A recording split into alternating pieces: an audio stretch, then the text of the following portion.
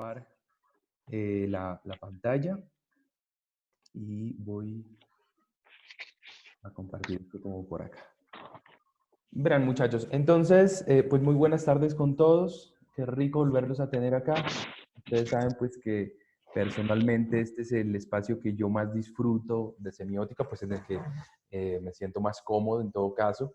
Y bueno, creo que estamos aprendiendo bastante. Ya hemos abarcado un sinnúmero de teóricos, un número de teorías y de construcciones mejor, teóricas, o bueno, gracias, de construcciones, ¿no? Creo que nos estamos acercando muchísimo, bueno, no sé si estemos todavía en el nivel de deconstrucción, creo que nos estamos acercando muchísimo a los linderos que delimitan el análisis hasta la deconstrucción. Para los que son nuevos acá, creo que tengo unos 4 o 5 muchachos que son nuevos en este espacio. Recuerden pues que el primer trabajo que hicimos fue hacer un reconocimiento sobre las diferencias entre la semiología y la semiótica. Después hicimos un repaso sobre el estructuralismo y el postestructuralismo. Hicimos unas clases sobre el estructuralismo y ahora estamos posados intentando entender todo este tema de la comunicación y del diseño desde la perspectiva o desde la luz que nos brinda el postestructuralismo. Recuerden que el estructuralismo era una preocupación sobre el signo comunicacional como tal, ¿no? Donde Ferdinand de Saussure, Charles Sanders Peirce tenían unas preocupaciones internas sobre el signo, y el postestructuralismo pues ya es una comprensión sobre este signo, pero en una comprensión más global, ¿no? Que tiene relación pues con la sociedad. Entonces, bueno, les voy a presentar ahora unas diapositivas. Si tienen dudas, les pido ese favor, si tienen dudas, en medio de la charla, por favor, me interrumpen y me las hacen. Recuerden que normalmente yo voy a mi ritmo y, bueno, eh, digamos que tenemos la fortaleza que ya hemos avanzado un gran espacio o territorio que tiene que ver con la semiótica y la comunicación, así que podemos hablar medianamente el mismo lenguaje. Sin embargo, si me estoy acelerando, por ahí tocando conceptos que son un poco, no sé, quizás enredados, me paran, me detienen un poquito y nos regresamos. ¿Listo? Entonces, ahora lo que voy a hacer es compartirles en la pantalla. ¿Están mirando las diapositivas ahora, muchachos? Sí. Sí, profe. Listo. Verán, chicos, recuerden que nosotros pues hicimos una redistribución sobre lo que tiene que ver con las temáticas de la semiótica en lo que resta del semestre, pues que tenemos más de 2 meses todavía pues de encontrarnos de forma académica. Y en estos espacios pues encontraremos también los momentos evaluativos, ¿no? Tenemos ya un momento evaluativo. Vamos a hacer un ejercicio con una película que seguramente ustedes se las han mirado, que antes de que me olviden, porque ustedes ya conocen cómo es mi cabeza, muchachos, yo me voy de pe a pa en un segundo. Antes de que se me olvide, hay una película que quiero que miren en Netflix, ¿listo? Que se llama, seguramente ustedes ya la miraron, se llama El Hoyo, ¿vale? Entonces, para quienes no se han mirado, pues tienen como tarea pedirse una cuentica prestada en Netflix y mirar esta película El Hoyo, porque en 2 semanas haremos una interlocución con mis profesores de la Universidad de Buenos Aires de semiótica, haremos un análisis de piezas digitales aprovechando pues esta película. Entonces necesito, por favor, que miren esta película para poder hacer esta discusión con los profesores de la Universidad de Buenos Aires. Bueno, entremos en materia. Como nosotros ya hemos repasado el Círculo de Praga, ¿no? Repasamos, digamos que esta semiótica europea, sobre todo francesa, suiza, ¿no? Que ha dado origen pues a todo este pensamiento quizás contemporáneo sobre la comunicación y los artefactos de diseño. Pues lo que vamos a hacer ahora es que vamos a contemplar una semiótica que es más cercana a nosotros del mundo de Occidente, que es la semiótica norteamericana. ¿Listo? Para ello, lo que quiero hacer es abordar 3 representantes, pues que fueron totalmente incisivos en este pensamiento sobre la comunicación en nuestro mundo occidental. El primero que quiero tocar, este no es un error ortográfico, se escribe así, Ernst Cassirer, ¿no? No es Ernest, es Ernst Cassirer.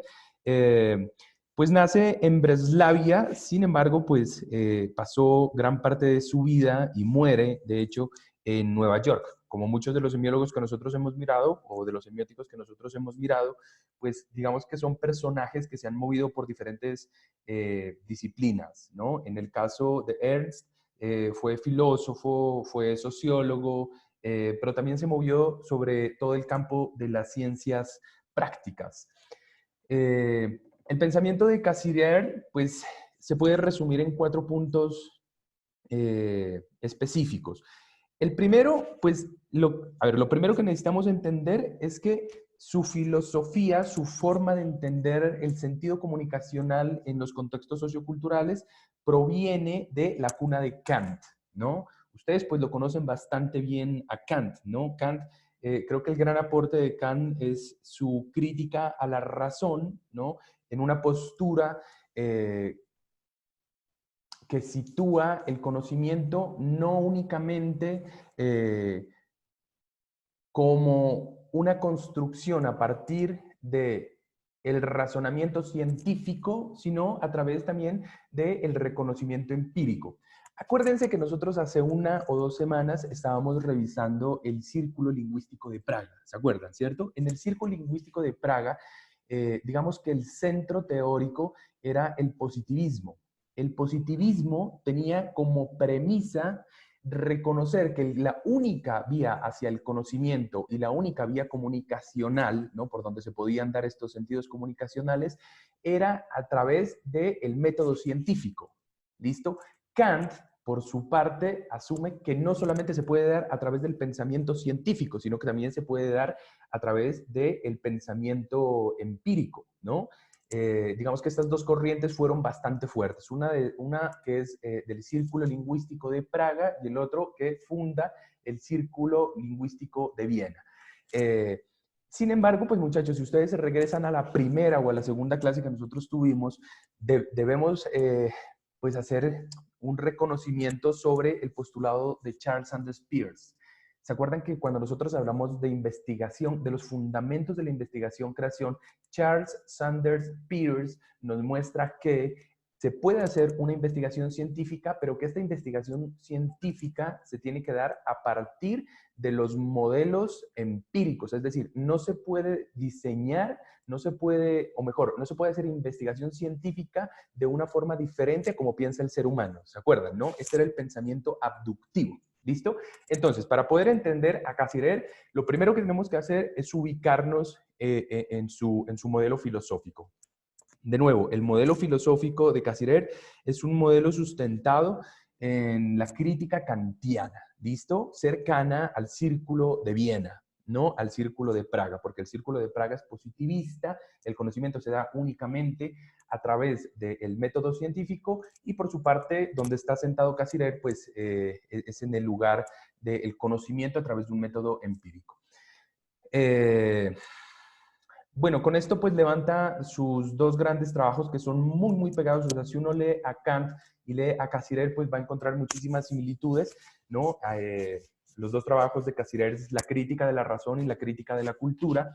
Y pues se entiende que la crítica de la cultura pues es lo que define finalmente los movimientos antropológicos humanos, ¿no? Es más o menos lo que nosotros hemos intentado vislumbrar desde la semiótica que los artefactos de diseño, sobre todo los artefactos industriales, ¿no? Pero también obviamente los comunicacionales.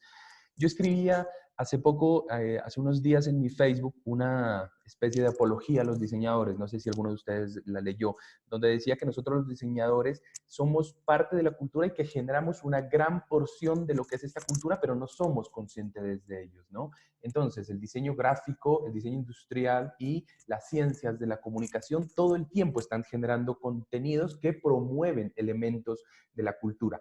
Esto, digamos que es el resumen de la crítica de la cultura, ¿no? Que todos estos conocimientos empíricos sitúan al ser humano en unas dinámicas comportamentales en relación a sus entornos. ¿no? Lo que intento decir es que los artefactos de diseño, que son partes de nuestros entornos, son los que, en definitiva, levantan nuevos discursos, ¿no?, sociales y antropológicos, que es algo pues, que creo que he sido bastante incisivo en esta clase de semiótica. A partir pues de la cultura, del análisis de la cultura de Cassirer, pues se elabora lo que él llama toda una antropología cultural, ¿no? Y esta antropología cultural nos sitúa a nosotros por qué es importante Cassirer para los efectos de la comunicación y del diseño, porque es a través de los postulados de este personaje que nosotros podemos hablar de las ciencias sociales, ¿no?, de las ciencias culturales a través de los artefactos simbólicos dentro de las comunidades. Estos que les estoy presentando aquí son artefactos de culto, ¿no?, objetos de culto. Si ustedes, pues lastimosamente, muchachos, estamos en esta época de cuarentena, esta clase yo normalmente la doy en el Banco de la República, aprovechando pues que el director Carlitos López es medio familia mía. Entonces, hacemos una revisión de los artefactos de culto allá en el Banco de la República. Ustedes saben que podemos pasarnos toda una tarde o todo un día perfectamente observando y analizando los artefactos de la cultura Tumac, de los Pastos, de los Quillacingas, todo este trabajo tan bonito que han hecho los hermanos Quijano-Bodniza, ¿no?, de reconocer nuestras culturas y de entender nuestras culturas a través de los objetos. Yo soy un apasionado de History Channel, me encanta History Channel y me encantan muchísimo los documentales de estos arqueólogos que intentan entender las culturas desde los objetos de uso cotidiano, ¿no? Esta es la antropología de los objetos de uso. ¿Listo? Estos son nuestros objetos cotidianos. Estos son de otra cultura, ¿no? Mexicana y del sur de Estados Unidos. Que si eso pasó, no, no ha pasado. Estos son nuestros objetos de culto que actualmente diseñan y esbozan unas antropologías sociales de los objetos, ¿no? Pasa lo mismo, yo les estoy presentando esto porque pues nosotros somos diseñadores industriales, pero pasa lo mismo en el caso de diseño gráfico. Los diseñadores gráficos desarrollan y ejecutan una serie de elementos comunicacionales y visuales, los arquitectos también, ¿no? Una serie, bueno, lo de los arquitectos incluso puede ser muchísimo más fuerte, ¿no? Alguien decía que si uno quiere revisar las huellas de la humanidad, la radiografía de la humanidad, perfectamente uno se puede situar en las obras arquitectónicas. Las obras arquitectónicas son la radiografía, ellos son los que cuentan la historia de la humanidad, pero por supuesto también los objetos industriales, toda vez que han sido objetos que han dibujado las formas y los métodos de operación, ¿no? ¿Cómo se puede entender esto? Pues muchachos, muy fácilmente. Esto se puede entender muy fácilmente. Hagan el ejercicio de ver cuáles son sus prácticas ahora mismo en la cuarentena, que estamos encerrados en la casa, cuáles son sus prácticas diarias. Sus prácticas diarias están mediadas a través de los elementos comunicacionales que ustedes tienen alrededor, ¿no? Entonces, si ustedes tienen en casa un gimnasio, tienen un PlayStation, pues sus dinámicas estarán ligadas a estos artefactos de uso, ¿listo? Otras personas que tienen otro tipo de artefactos, esas dinámicas están delimitadas y están situadas por estos artefactos de uso. ¿Cómo lo podemos llamar nosotros a eso? O mejor, ¿cómo lo hemos llamado todo el tiempo nosotros a esto? De nuevo, para que quede grabado a fuego en las cabecitas. Antropología del objeto de uso. Acuérdense, muchachos, que nosotros tenemos un espacio en Classroom donde estamos montando todas las clases. Esta clase, pues que la estoy grabando, y las anteriores clases de semiótica están alojadas en YouTube y están colgadas en el Classroom.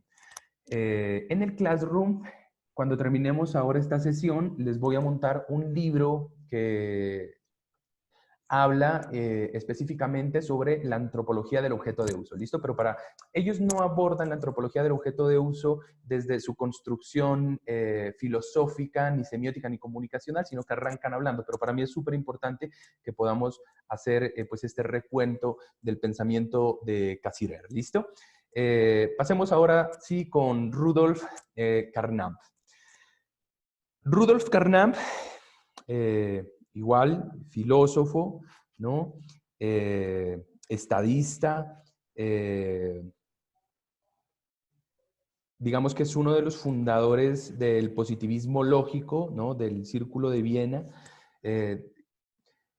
Y lo interesante de Rudolf Carnap es que, pues como muchos de estos personajes que nosotros hemos revisado, ¿no? Antes de ser pues los grandes semiólogos, los grandes semióticos, bueno, este tipo es alemán, ¿no? Este tipo es alemán. Recuerden que lo que nosotros estamos dibujando hoy es esta semiótica estadounidense, que es la semiótica que de alguna forma impactó muchísimo lo que hoy reconocemos como la semiótica occidental, que pues obviamente tiene que ver con todo nuestro continente. Este tipo es alemán, ¿no? Sin embargo, también pasó gran parte de su vida en Estados Unidos y pues de hecho también murió en Estados Unidos, por eso digamos que no son figuras propiamente nativas de Estados Unidos, pero influenciaron muchísimo el pensamiento filosófico, lógico, pero también político, ¿no? De este país. Eh, no quiero decir que Estados Unidos no tenga figuras en semiótica importantes, pues no tiene nada más ni nada menos que Charles Sanders Peirce, que él es nativo de Estados Unidos y es el fundador propiamente de la semiótica, ¿no? Acuérdense que Ferdinand de Saussure es europeo y funda la semiología, no la semiótica. Todos estos personajes, pues digamos que tienen una peculiaridad y es que pues han tenido unos momentos no sé, me gusta pensar que son momentos espirituales bastante cruciales, ¿no? En Semana Santa yo estaba revisando estaba mirando unos documentales y había un documental que me causó especial eh, atención y bueno, me puse a leer muchísimo sobre las religiones y alcancé a descubrir cuál es el origen de las religiones, que hay más de 8.000 religiones, pero que todas estas religiones se las puede centrar digamos que en cuatro núcleos espirituales, ¿no? Que son el teísmo, ¿no? Tiene que ver con todo el movimiento de la China, el Dharma, que es toda esta religión y la espiritualidad india, las monoabrámicas, ¿no? Que vienen de Abraham, donde está el judaísmo, el judaísmo, el panteísmo y el cristianismo. Pues que es toda esta religión que nos trajeron a nosotros y pues toda la cultura nuestra de acá, de los indígenas, que tienen que ver con el sol, la naturaleza, etc. Y cada una de estas núcleos espirituales, ¿no? Han tenido, digamos que sus avatar o sus personajes. En el caso nuestro, pues es Jesucristo, ¿no? El Dharma tiene unos personajes, el teocentrismo tiene otros personajes, etcétera. Nosotros acá, por ejemplo, los indígenas tenemos al dios Sol, Luna, Guepardo, pero digamos que siempre han tenido sus personajes. Y hay algo muy chévere en estos personajes que los relaciona y es que siempre antes de convertirse en esos grandes personajes tuvieron unos momentos de soledad grandísimo, ¿no? Esto lo explicaba bastante bien Einstein, decía que la iluminación, ¿se acuerdan que nosotros hablamos de la iluminación, ¿no? De estos niveles de inteligencia, perspicacia, inteligencia, sabiduría e iluminación.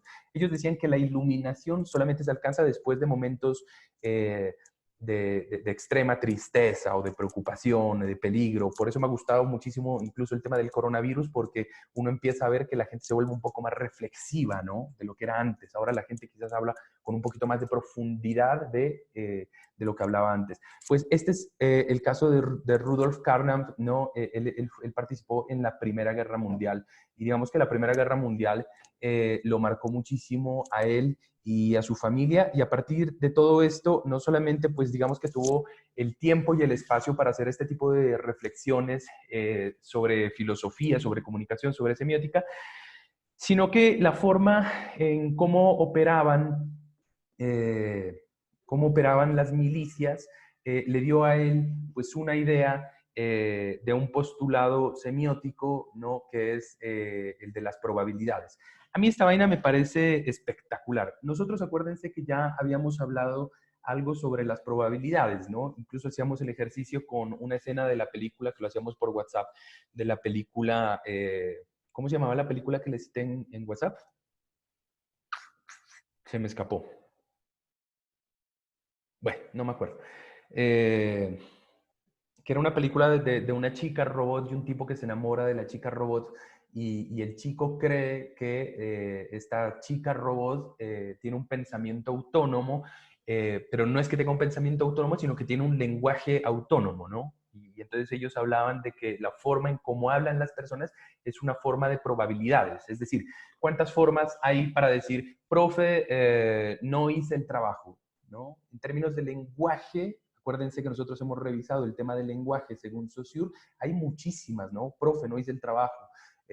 Profe, me olvidé el trabajo. Profe, se me hizo tarde. O sea, hay una cantidad y una serie de elementos lingüísticos gigantescos para poder decir la misma cosa, ¿no? Ese digamos que es el circuito de las probabilidades que nosotros pues ya habíamos abarcado con este sistema de la entropía, ¿se acuerdan? ¿No? La entropía, la teoría del caos, cuántas cosas pueden pasar. Bueno, lo de Carnot pues es excepcional. Él no solamente lo entiende, sino que propone una fórmula matemática, ¿no? Para poder entender este tema de las probabilidades. Y lo resume así. Imagínense inicialmente que lo que puede llegar a pasar es un evento. ¿Listo? Les voy a poner dos ejemplos bastante sencillos. Entonces él dice, ¿cuál es la probabilidad que cuando yo tire una moneda al aire, ¿listo? ¿Cuál es la probabilidad que cuando yo tiro una moneda al aire aparezca un águila? Entonces, digamos que la respuesta fácil sería, pues, ninguna, o muchas, o quién sabe, ¿no? Esas serían como las respuestas fáciles. Pues lo que hace Carnot es darle un modelo matemático al sistema de probabilidades, ¿no? Entonces dice, miren, la probabilidad que cuando yo tiro una moneda aparezca un águila es el evento, ¿listo? Y el evento es el resultado de los números de casos favorables de lo que puede pasar sobre el número total de resultados del experimento. ¿Listo? Entonces, el evento, en este ejemplo que le estoy poniendo, es el águila, ¿no? Puede aparecer o no puede aparecer un águila. Ese es el evento. Entonces, este es el equivalente a ¿cuántas águilas pueden aparecer? Si tiro eso, o sea, en la medida que existen las águilas, puede aparecer un águila, ¿no? Sobre cuántos lados de la moneda existen. Entonces existen dos lados de la moneda. Por lo tanto, el evento, aquí está, que es la aparición del águila, es igual a el águila, que es 1 sobre las dos caras de la moneda, ¿no? Según Carnot, esto da un equivalente de 0.5 o 50% de probabilidad. En términos lingüísticos, ¿qué es esto? Pues puede que aparezca o puede que no aparezca. ¿Listo? Parece pues bastante lógico. Citemos otro ejemplo. ¿Cuál es la probabilidad de que cuando yo tiro un dado caiga un número par? ¿No? Es exactamente lo mismo. El evento es la probabilidad de que caiga un número par, ¿no? ¿Cuántos números pares hay en un dado? Pues hay 3 números pares y hay 3 números impares. Por lo tanto, el evento, ¿no? Que es igual a 3, que son los números pares, sobre los 6, que son todos, da 0,5 o 50% de probabilidad. Pero si yo digo, por ejemplo, ¿cuál es la probabilidad de que caiga el número 3 de ese dado? Pues ahí la cosa cambia, ¿no? Sería el evento, ¿no? El evento sería cuál es la probabilidad de que si lanzo un dado caiga el número 3, pues la ecuación cambia. Solamente existe un número 3, entonces sería 1 sobre 6, que son la cantidad de números en el dado. Entonces, P es igual a 1 sobre 6 o 0.16 o, que es lo mismo, el 16%. ¿Listo? ¿Cómo se ha utilizado esto en el diseño? En el último simposio doctoral que se realizó en el Festival Internacional de la Imagen en Manizales, este tema de las probabilidades del lenguaje en el diseño, pues tuvo muchísima aceptación y fue una discusión de más de 2 días. Acuérdense que el primer ejercicio, pues que lo empezamos de forma presencial y lo terminamos de forma virtual, era justamente hacer un simposio doctoral, ¿no? ¿Cuál es la importancia de los simposios doctorales? Pues la importancia de los simposios doctorales es que a través de estas discusiones, pues de, digamos que un grupo élite de pensadores sobre un acontecer, el resultado de esto, pues son lo que nosotros determinamos como, comillas, verdad, ¿no? O sea, las otras disciplinas pues ya tienen unas verdades bastante concretas y bastante concertadas. Nosotros en el diseño y en la comunicación saben que recién las estamos construyendo. Esto del lenguaje ha sido pues un objeto de estudio dentro de los últimos simposios doctorales. Y este es un bonito ejemplo de lo que se trató en el último Festival Internacional de la Imagen. Son diseños de Ron Arad, no sé si ustedes los conozcan. donde pues él diseña un mismo artefacto de diseño, que es una actividad, por ejemplo, que ustedes la realizan todo el tiempo. Ustedes hacen esta actividad todo el tiempo con un problema de diseño que, por ejemplo, les deja un profesor hacer un calzado, hacer un sistema de mobiliario, hacer, qué sé yo, pues cualquier cosa que les deja hacer el profesor, y tienen a su disposición una gran cantidad de elementos para el lenguaje del diseño. Yo no estoy tan de acuerdo, muchachos, con algo que han querido hacer algunos teóricos actuales contemporáneos, y es darle un sentido matemático, ¿no? Quizás no geométrico, pero sí un sentido matemático exacto a las probabilidades del lenguaje que yo podría utilizar para poder diseñar algo. Yo no sé, muchachos, lo que ustedes estén sintiendo ahora, pero a mí esta vaina, especialmente esta vaina, me parece magnífica. O sea, entenderlo desde el punto de vista semiótico y desde el punto de vista comunicacional y teórico. Cuando ustedes van a diseñar algo, tienen infinitas posibilidades y alternativas, posibilidades de construir ese mismo artefacto, ¿no? Esta discusión que yo les estoy proponiendo es, digamos que una reflexión, casi que lo podríamos hacer como un quiz, ¿no? Háganse esa pregunta ustedes ahorita mismo. ¿De qué depende, ¿no?, que el diseñador elija estas posibilidades? No es tan fácil, no es tan difícil de responder, muchachos, no es tan difícil de responder. Porque nosotros cuando vamos a diseñar un artefacto, ¿no?, que no son artefactos de culto, no son artefactos de objeto, porque este artefacto de culto, estos objetos de culto son más cercanos que al arte, ¿no? Sino cuando estoy haciendo un diseño responsable, normalmente los márgenes que yo como diseñador utilizo para seleccionar los elementos del lenguaje de diseño son los que están sujetos a unas determinantes sociales, unas determinantes culturales, etc. Entonces, por ejemplo, yo digo, vamos a diseñar un mueble para niños que tienen problema de columna. ¿Listo? Son niños de 12 a 15 años con problemas de columna para una institución pública. ¿Cierto? Entonces, todas estas probabilidades de lenguaje de diseño que yo tengo se reducen. Y no es que sean aleatorias, se reducen y están sujetas a, en este caso, niños 12 a 16 años, problemas de espalda, universidad pública. ¿Listo? O colegio o institución pública.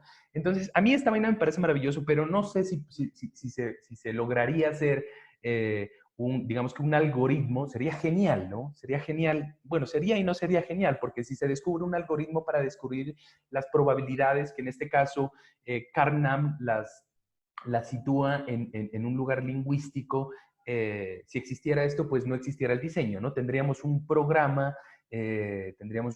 donde sencillamente pues estas probabilidades se ven reducidas a lo mínimo. Yo no sé si alguno de ustedes estuvo en mi sustentación de tesis. ¿Alguno de ustedes estuvo en mi sustentación de tesis? ¿Ninguno fue a mi sustentación de tesis, hola? Llegué al final, profe. Sí, yo sí, comienzo. Listo, bueno. Si ustedes se acuerdan de mi sustentación, yo les contaba que todos los resultados de los elementos comunicacionales que yo desarrollé, que yo diseñé, todos estos elementos, no fueron aleatorios, ni fueron totalmente intuitivos, ni fue un capricho formal que yo tuve, sino que es la traducción de la investigación que hice. Entonces, hice investigación de campo, entrevistas, revisé más de 120 referencias bibliográficas que tenían que ver con emociones, con diseño y con VIH-Sida, y todo eso lo metí a un programa que se llama Atlas T. Y hay un programa que se llama Atlas T, que es basado en la teoría fundamentada, que es un modelo de investigación científica, y lo que hace este programa, ahorita se los muestro, lo tengo instalado aquí, es una berraquera, porque lo que hace este programa es combinar todos esos datos, combinar absolutamente de todos esos datos, y te bota la hipótesis y el concepto de diseño. Eso es maravilloso, muchachos, te bota el concepto de diseño. No te bota el diseño, pero te bota el concepto de diseño. Y como ustedes bien saben, si yo tengo un concepto, pues puedo elaborar, muchachos, absolutamente lo que sea. Verán, nos quedan 3 minuticos. Pucha, se me seca la voz. Ya, yo termino sudando. Verán, nos quedan 3 minuticos, pero me falta una cosa. No se me vayan a ir, por favor, ¿vale? Todavía tenemos que revisar a Jackson Maritian y con él terminamos. Entonces, como resumen, en estos minuticos. Acuérdense que estamos tocando la semiótica estadounidense, ¿listo? Vamos a revisar 3 autores, hemos mirado 2. Ernest Cassirer, de un pensamiento kantiano que está digamos, en contravía de este pensamiento del Círculo de Praga, que es un pensamiento científico y es un pensamiento más dirigido al conocimiento por un tema de empírico, ¿no? Que le compete solamente al vivir. Genera a través de este trabajo que llama crítica de la razón y crítica de la cultura, pues una antropología social de los objetos, que se lo conoce así, pero que nosotros perfectamente lo podemos traer a la contemporaneidad con estos elementos, ¿no? Rudolf Carnap, pues toda esa historia que hemos contado de la influencia de la Primera Guerra Mundial, elabora un modelo probabilístico sobre los modelos lingüísticos o las posibilidades que pueden pasar en diferentes eventos y le da un sentido matemático, lo hemos expresado con estos ejemplos, y hemos puesto en escena todo este pensamiento intelectual, estas reflexiones intelectuales que se han dado alrededor de lo que este tipo ha situado, que no sé dónde irán a parar, ¿no? No sé dónde irán a parar, pero pues digamos que son reflexiones bastante profundas sobre esto. Entonces, voy a parar acá. Voy a parar acá porque quedan 3 minuticos y les envío al WhatsApp la grabó, profe, sí la grabé. Y les envío al grupo la próxima dirección, ¿vale? Los voy a desconectar de acá.